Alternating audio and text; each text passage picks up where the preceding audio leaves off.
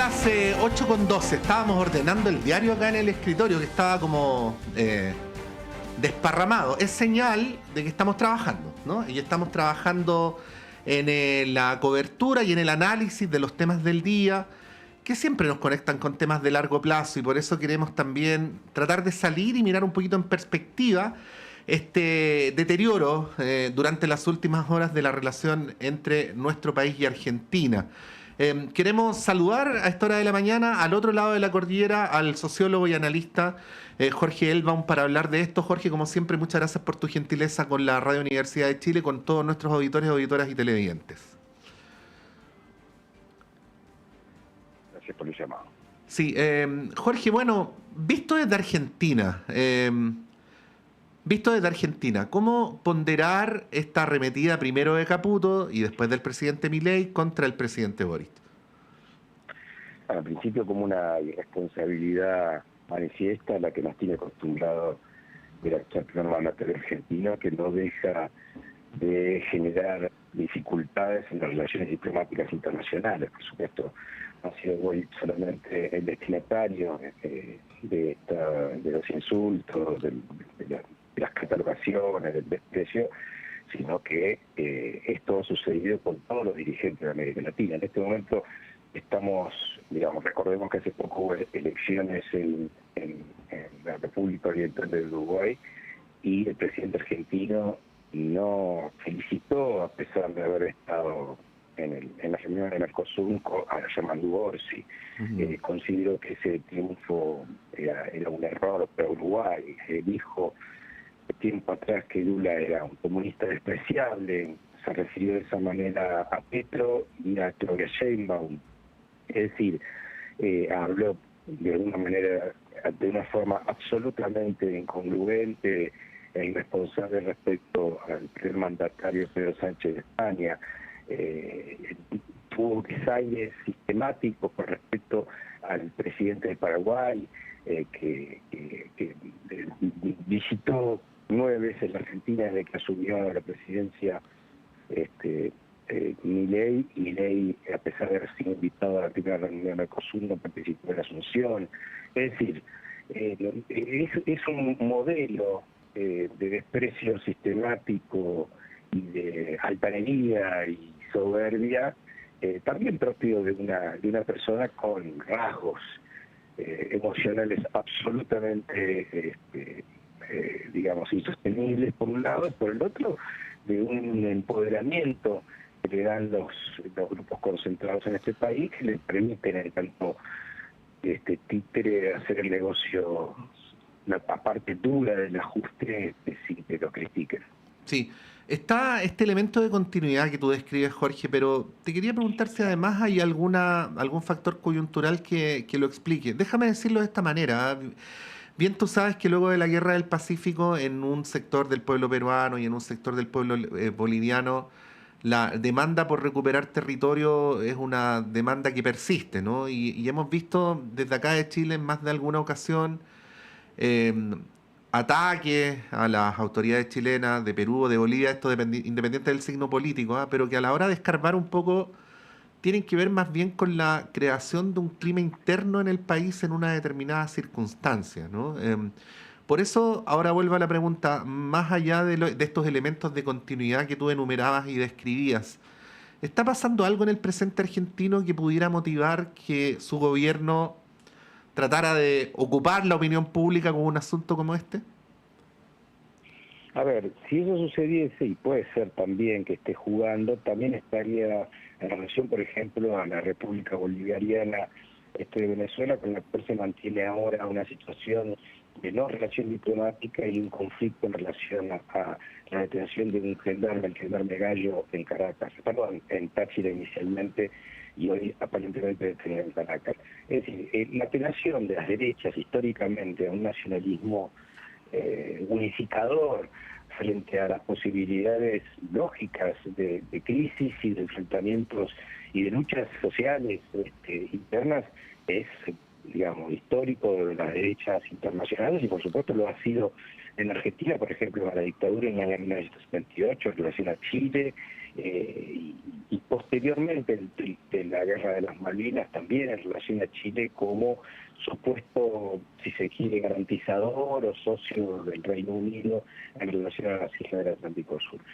Y eso está muy presente y no necesita ni siquiera que el presidente progresista esté del otro lado de la cordillera, sino que es una apelación bastante útil de la derecha, incluso también para justificar el empoderamiento y el financiamiento de las Fuerzas Armadas locales, ¿no?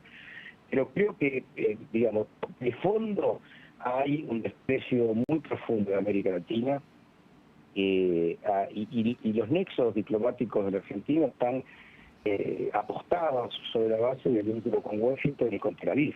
Ajá. Y ese es lo sagrado del vínculo diplomático argentino, que va a contramano obviamente del Mercosur, del Azul y de cualquier forma de integración regional, creo yo, única forma de poder constituir un polo de autonomía y soberanía de la región respecto al mundo. Sí, ¿y cómo está la Argentina, Jorge? Hemos leído artículos que hablan de los éxitos macroeconómicos del gobierno del presidente Milei en su primer aniversario, pero no se hace énfasis en las consecuencias que esto ha tenido a nivel social. Quería preguntarte por eso, por la situación en términos de pobreza, de indigencia, y bueno, y por qué esto, al menos visto desde afuera, no se traduce en un mayor nivel de conflictividad con el gobierno. Bueno, yo creo que esa pregunta que haces tiene dos partes. La primera, eso que se denomina, digamos, equilibrios macroeconómicos esconde una gran mentira. Lo que hay es lo que algunos llamamos un veranito, una primavera, una temporada financiera, y que esconde la destrucción al interior de la economía real productiva, ¿no? Si uno mira los números, que efectivamente la gran fortaleza de Milei es haber bajado la inflación, ¿no? Bajó la inflación, pero son la base de una gran falacia que es sostener artificialmente el dólar. Pensemos que Argentina es el único país probablemente del mundo que su moneda, en este caso el peso, tiene cada vez más valor en relación al dólar, ¿no? A diferencia de todos los países que están devaluando, tratando de proteger sus industrias y su competitividad internacional, Argentina hace lo contrario. ¿Qué quiere decir? Que el aspecto macroeconómico tiene como dos dimensiones. Una es la economía real y otro es la variable financiera. En este segundo aspecto, escondiendo la destrucción productiva Argentina es uno de los 4 países del mundo que va a decrecer durante el año 2024, probablemente un 4%, ha destruido su riqueza, ha decrecido su PBI un 4%, entre un 3 y un 4% durante el 2024, ¿no? Esto le sucede a Sudán, a Haití, y creo que a ningún otro país en el mundo. Todo el resto de los países del mundo crecen del 0,1, como va a crecer probablemente Alemania, pero digo crecen, ¿no? Es decir, que hay toda una... Esto ha sucedido en la Argentina, sucedió con el programa exactamente igual, aunque un poco más lento, si se quiere, en términos cronológicos, de la dictadura militar argentina, con lo que llamaba la tablita, exactamente el mismo programa económico, que es un ajuste interno basado de índole monetarista, neoliberal, que lo que hace es básicamente reducir la inflación a costa de hacer crecer la desocupación, de destruir el mercado interno, de abrir las importaciones, y eso en la Argentina, a diferencia de otros países, tiene costos enormes, porque un país que no tiene productividad industrial, vamos, haces eso, y entonces no tiene efectos sobre los trabajadores. Bueno, en Argentina ha crecido la desocupación, ha crecido la precarización laboral. Respecto al año pasado, estamos en los mismos niveles de pobreza, quizás se ha reducido en el último trimestre gracias a la baja de la inflación, pero, insisto, a costa de la destrucción de aproximadamente 20.000 pymes en este periodo. Y esto puede ser sostenido ficticiamente porque se logra, a partir de incentivar o de que el Estado participa en la contención del dólar. La inflación argentina no es monetaria en el sentido de que uno emite más moneda y per se hay inflación, sino que tiene que ver con los ajustes de la economía externa y la entrada o no entrada de suficientes dólares para financiar las exportaciones, las importaciones, etcétera. Conclusiones, digo, hay una fortaleza para la opinión pública respecto al programa económico de Milei que va a durar lo que la sociedad soporte ese ajuste, sobre todo en términos de la clase pasiva, los adultos mayores, los jubilados, los estudiantes, a costa de destruir los grandes pilares de la Argentina que tienen con la educación, con la ciencia y tecnología, con la producción industrial, con la exportación de bienes industriales, etcétera. Quieren suplantarlo con aquellos sectores que sí han crecido en el último año, pero son sectores que no producen o no generan fuerzas de trabajo. El sector energético, la intermediación financiera, el sector minero, que en términos de la cantidad, el porcentaje de trabajo que brinda es mínimo frente a la producción de bienes transables y de bienes exportables, etcétera. Así que todo esto estamos viviendo un momento de fortaleza, lo ha tenido en su momento de la Rúa. Yo siempre digo que antes de diciembre del 2001, que acabó un estallido social enorme, el riesgo país está a la mitad de lo que está hoy en Argentina, y había una calma chicha, ¿no? Que todos apostaban y volaban los bonos, y las empresas que cotizaban en bolsa de Nueva York estaban re felices y ganaban mucha plata, por supuesto, a costa del deterioro de las condiciones de vida de la mayoría de los sectores trabajadores en nuestro país. Sí, Jorge, ¿y por qué no ha habido mayores levantamientos o al menos un mayor nivel de conflictividad en el país? Te lo pregunto porque el pueblo argentino se le ve desde afuera como un pueblo dispuesto a movilizarse, a defender sus derechos. De hecho, antes de que asumiera Milei había algunas apuestas de cuánto podía durar en el cargo si aplicaba políticas de shock. Pero no hemos visto tanta resistencia como algunos podían prever. ¿Qué es lo que está pasando ahí?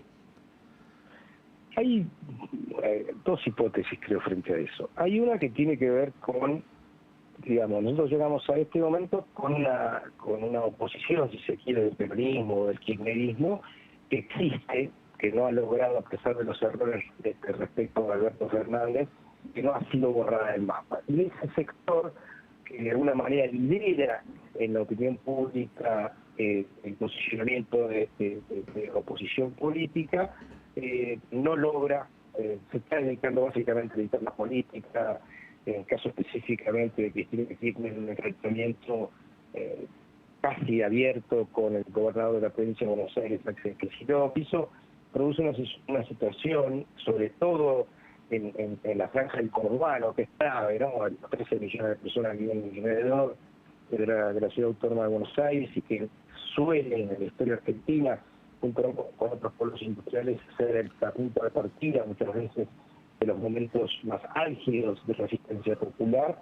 Bueno, está impactando eso, el hecho de las internas políticas en la oposición, en la actual oposición, en el peronismo, creo que está impactando. Hay otro elemento que efectivamente hay que atribuírselo al programa de Milei, y que tiene que ver con que el tipo prometió, más allá de, digo, el invento de la casta, que Sí. es un invento en España justamente hecho básicamente por lo que fue en su momento Podemos, ¿no? Por la izquierda, retomó, robó esa bandera de la casta.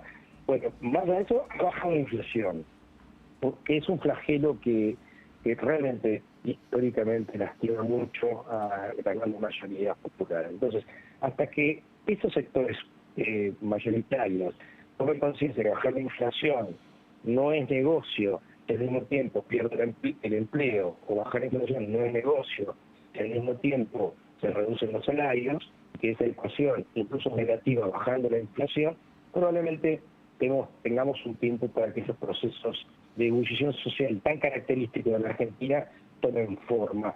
Yo soy de la hipótesis, por supuesto, es fáctica a futuro, de que eso se va a ir consolidando cuando se ordenen estos dos planetas. El planeta de la oposición, por un lado, ¿no? Tome conciencia de que eso puede empezar a pasar el año que viene, porque ya sucedió con el macrismo, digamos, ¿no? El macrismo tuvo 2 años y medio de jolgorio, de fiesta, entre el 16 y el 18, y en el 18 cayó una desgracia terrible. Y esto tiene que ver con que toda la economía argentina está basada, o sea, acá hay 30.000 millones de dólares en el Banco Central, cuando 18.000 son swap de China, digamos, ¿no?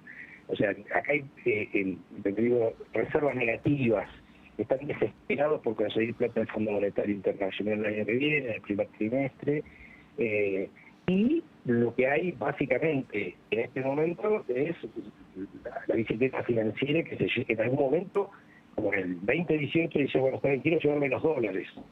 Y ahí el Estado no los tiene. Entonces, o vuelve al Fondo Monetario, y también al mismo tiempo a la devaluación.